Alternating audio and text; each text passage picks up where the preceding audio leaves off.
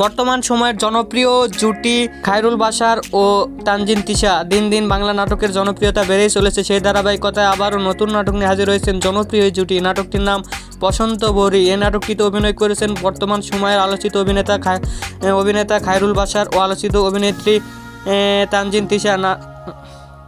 নাটকটি রচনা ও পরিচালনা করেন মিশুক মিঠু। নাটকটি খুব শীঘ্রই কেএস ফিল্মসের ইউটিউব চ্যানেলে প্রকাশিত হবে। আগামী 14 ফেব্রুয়ারি উপলক্ষে কেএস ফিল্মসের ইউটিউব চ্যানেলে প্রকাশিত হবে। আপনারা দেখতে চাইলে অবশ্যই কেএস ফিল্মসের ইউটিউব চ্যানেলে চোখ রাখুন এবং নিয়মিত নতুন নতুন নাটকের আপডেট পেতে হলে অবশ্যই চ্যানেলটিকে সাবস্ক্রাইব করে রাখুন।